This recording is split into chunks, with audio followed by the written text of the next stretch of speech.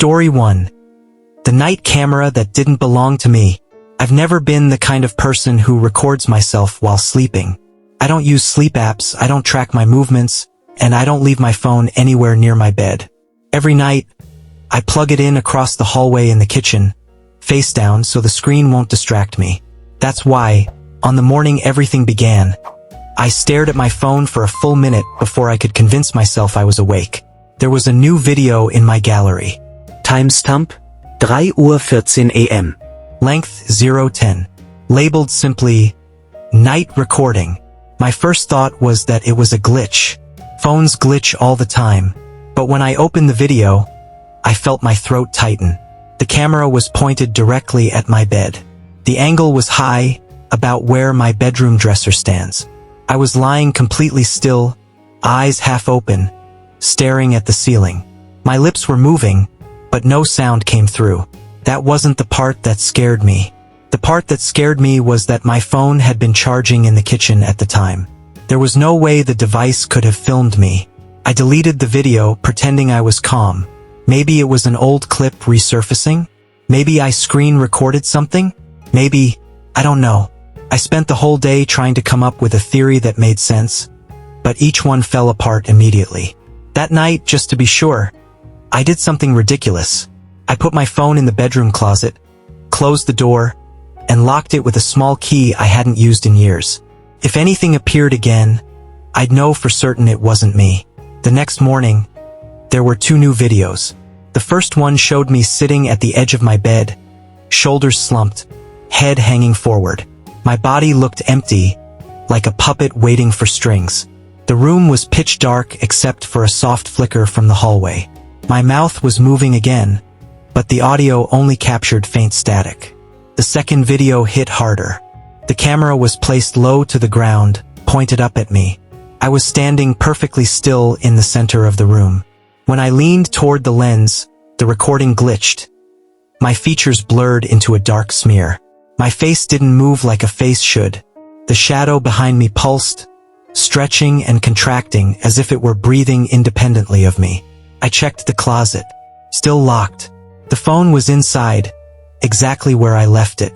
On the third night, I barely slept. I kept listening for sounds.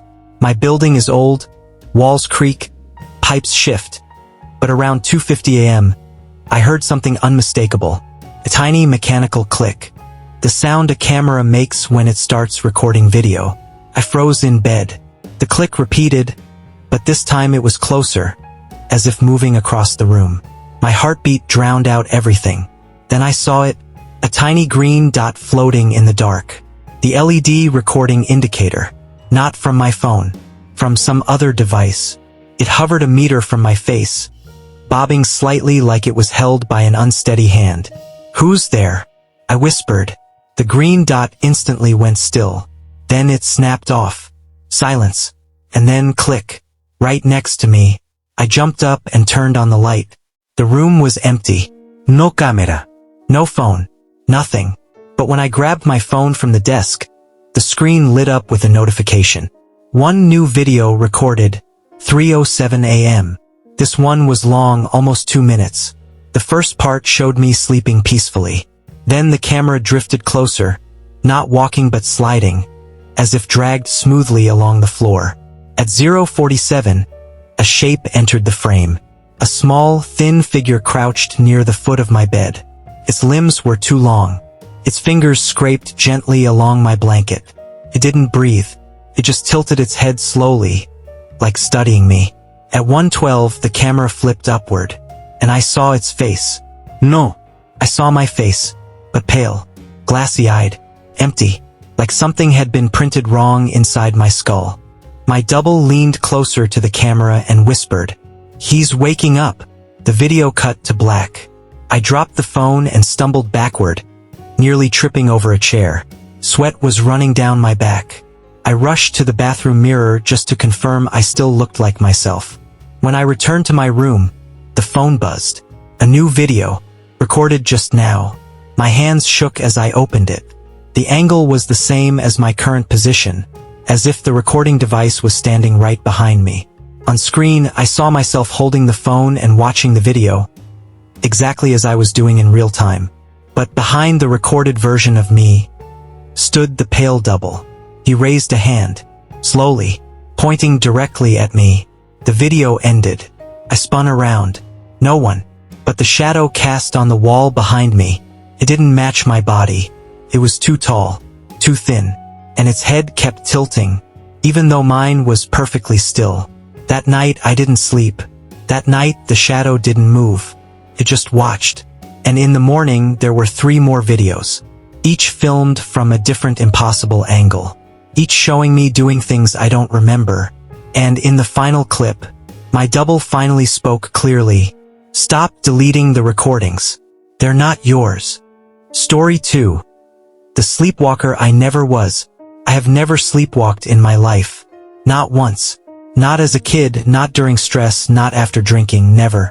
That's why the first incident felt like a weird, harmless joke my brain played on me. I woke up in the kitchen. I was standing barefoot on the cold tiles, one hand resting on the counter, the other holding a glass of water. The faucet was running full blast. My t-shirt was soaked as if I had been standing there for a long time. The clock on the microwave said 2:41 a.m. I didn't feel groggy or confused. I felt placed there, like I had appeared in that exact position without walking at all. I shut off the faucet, shook off the chills, and went back to bed, convincing myself I'd started sleepwalking at 28 for no reason. The next night it happened again. This time I woke up sitting on the living room floor, knees pulled to my chest, staring at the dark TV screen. My reflection in the blank screen looked strange, unfocused, like it was turned a few degrees more toward me than my actual head was. I stood up fast, and the reflection corrected itself instantly. Coincidence? A trick of the light? That's what I told myself. But deep down, something cold and small crawled under my ribs. On the 3rd night, I decided to take precautions. I installed a simple motion-activated camera in the hallway. Just a cheap one from a tech store, the kind that sends notifications to your phone. Around 3:18 a.m., the camera pinged. Motion detected. My stomach twisted. I opened the live feed. The hallway was empty, completely still. But at the edge of the frame, half visible in the doorway of my bedroom, was a shape. A silhouette. Mine. The figure stood there, unmoving, slightly hunched, head tilted at an angle I knew my neck would never allow. It didn't sway, didn't scratch, didn't breathe. If I really was sleepwalking, I should have been moving, shuffling around, blinking. But the figure on the screen stood frozen for at least 25 seconds. Only then did it jerk, not turn, not step, jerk sideways out of frame like a video glitch. The feed cut. I felt a sudden urge to vomit. I checked the apartment room by room, holding a heavy flashlight like a weapon. Everything was silent. I was alone. In the morning, when I reviewed the footage, the silhouette wasn't there at all. The camera showed only an empty hallway. But the notification proved something had triggered the sensor. On the 4th night, I slept with all the lights on. I didn't expect to get any rest, but at some point exhaustion dragged me under. When I woke up, the lights were still on, except one. The small lamp beside my bed was off. I sat up, confused. It wasn't broken. I tested it twice before sleeping. Then I saw the note. A piece of paper lay on the floor next to the lamp, folded neatly in half. I stared at it for a long time before picking it up. Inside, written in shaky black ink, "Turn it off. You keep waking me." My blood ran cold. The handwriting was mine. That day I left the apartment for hours, pacing through the city like a fugitive. Every time I passed a reflective surface, a window, a puddle, a car, I felt the reflection lagging behind me. Just a little, just enough to notice. It wasn't me sleepwalking. It wasn't me moving. It was something using me as a blueprint. That night I set up every camera I owned, 3 phones, a laptop, and the hallway cam. I placed them in different corners of the apartment. I needed proof. I needed to see what was happening. I didn't sleep easily. Every sound made my heart jump. Around 3 a.m., exhaustion ripped me down again. When I woke up, it was still dark. I was standing in the bathroom, face to face with the mirror, but my reflection wasn't looking at me. It faced slightly to the left, staring into the empty shower stall. Its eyes were wide open, unblinking, expressionless. I stepped back. The reflection didn't. It stayed frozen for 1 second too long, then abruptly snapped to match my movement.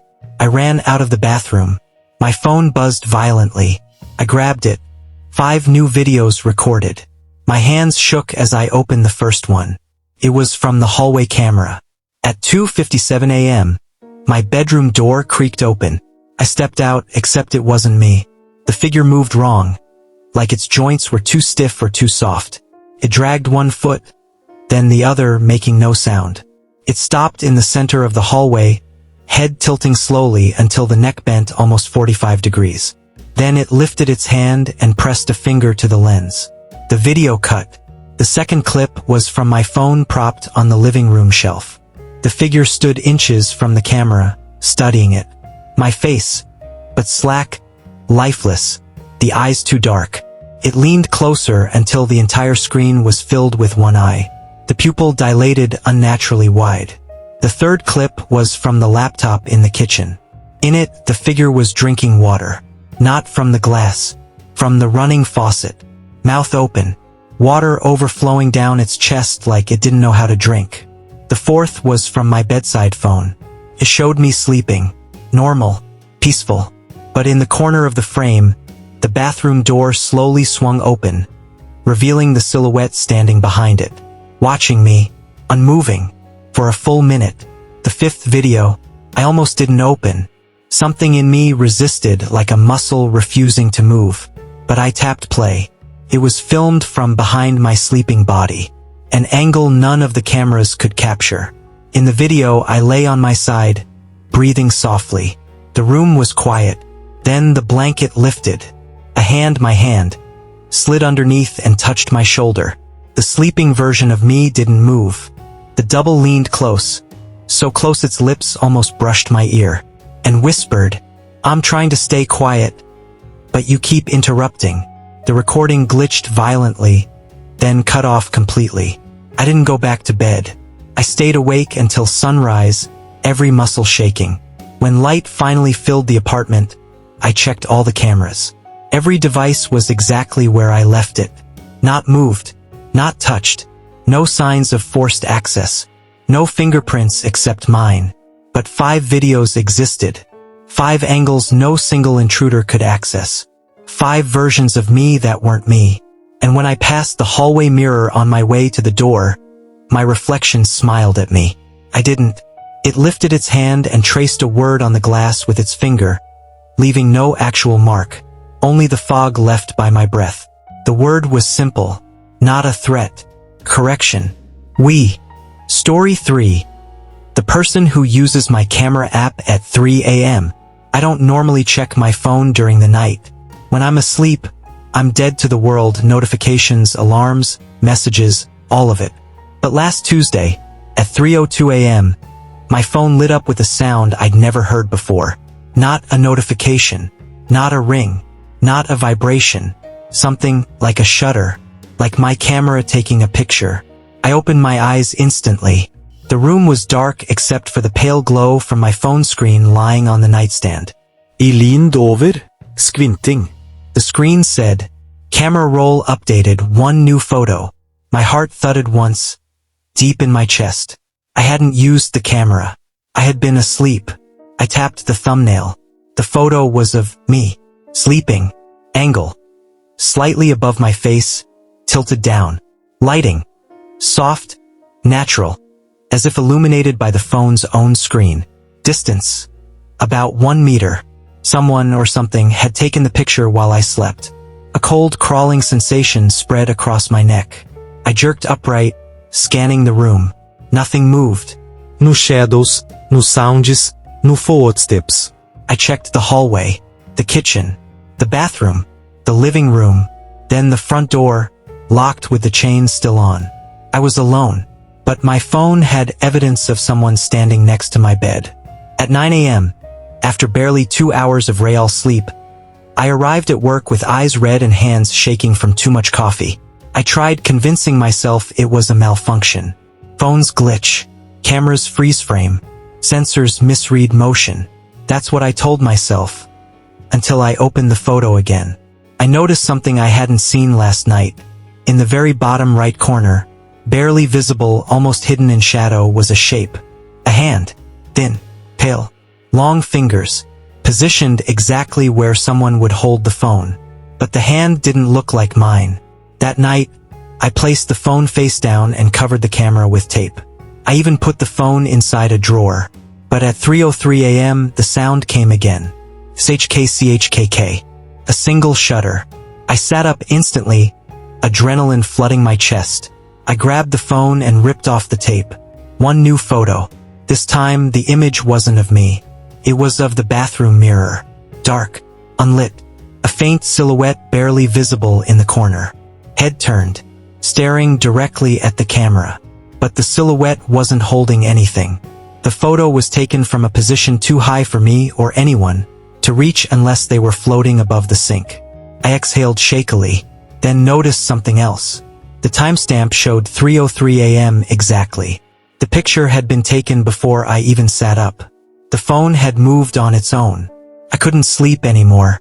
I left all the lights on and stayed awake until morning. When the sun rose, everything looked perfectly normal. The mirror was empty. The bathroom was still. But the fear didn't dissolve. It grew. Because now I had two photos. 2 nights. 2 different angles. Someone knew the layout of my apartment better than me. I bought a cheap motion camera and placed it on the nightstand facing my bedroom door. Then I added another one on the living room shelf, and another in the hallway. I didn't want to leave blind spots.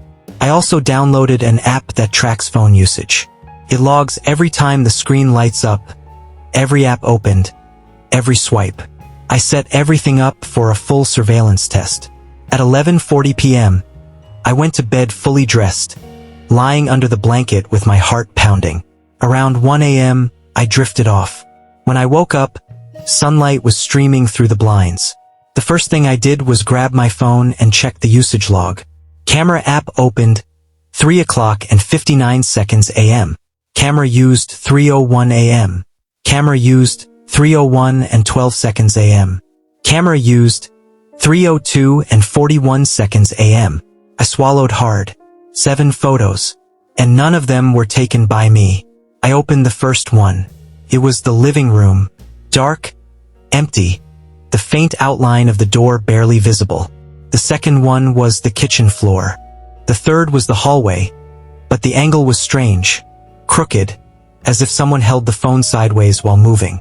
The fourth was the bathroom sink again, but closer this time. A distorted smudge in the mirror suggested a face. The fifth was the ceiling. Just the ceiling. Flat, motionless white. But the grainy texture suggested something had been moving behind the phone. A shadow cast upward. The sixth photo made my stomach twist. It was my bedroom door half open. I never sleep with it open. Someone opened it last night. The seventh photo was the one that made me sit down. Because it wasn't a photo of my apartment at all. It was a close-up of my phone screen, as if someone had taken a picture of the camera app itself while using it.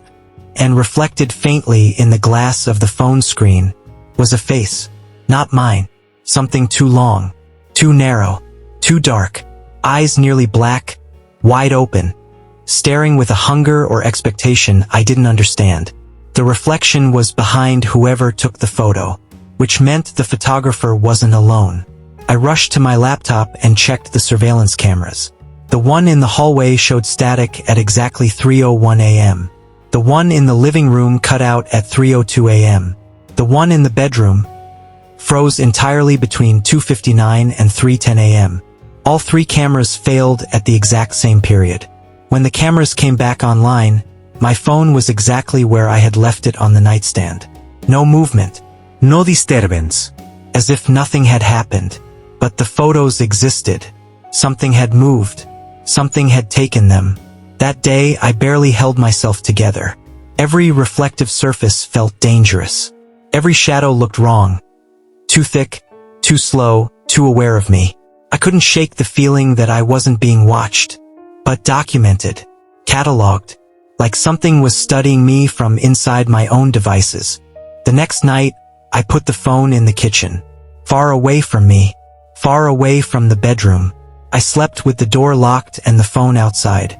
But at 3:04 a.m., I woke up anyway, not to a sound, to a light. A white glow flashed under the bedroom door, the exact brightness of my phone camera. I froze. Another flash, then another. I stood up slowly, my heartbeat thundering in my ears. My mouth was so dry I couldn't swallow. I stepped toward the door. The glow flickered again, and again, and again. Someone was taking pictures in my kitchen. With my phone, I pressed my ear to the door. Silence. Then faintly, chkchkk. Another shudder. I gathered my courage, unlocked the door, and opened it. The kitchen was empty. The phone lay on the counter, screen facing down. But the camera LED was still glowing faintly, like an eye slowly closing. I grabbed the phone with shaking hands. For new photos. Hands trembling, I opened them. The first, the hallway, taken low as if from the floor. The second, the kitchen table, but from underneath as if someone crawled beneath it. The third, my bedroom door, closed. A hand pressed against it from the outside. Long fingers, thin, not mine. The fourth, picture of me, not sleeping, not lying down, not unaware. The photo was taken at the exact moment I opened the bedroom door. From behind me, the angle showed the back of my head, the outline of my shoulders, the door half open, meaning something had been standing right behind me, close enough to breathe on my neck, close enough to touch me, close enough to take the picture. I dropped the phone, clattered across the counter. I backed away as tears welled in my eyes. I wasn't alone, not at night. Not during the day, not for a single moment. Whatever was using my phone was getting bolder, more curious, more confident. Last night it was taking pictures of me sleeping. Tonight it was taking pictures of me awake. Next time, it will try something else. And the worst part? As I write this, sitting in the bright afternoon sunlight, my phone is across the room, face down, still, not moving. But every minute or so, the screen lights up on its own, as if something inside it is scrolling through the camera roll, studying me, preparing, waiting for 3 a.m., for when it becomes its turn again. And I don't know how to stop it.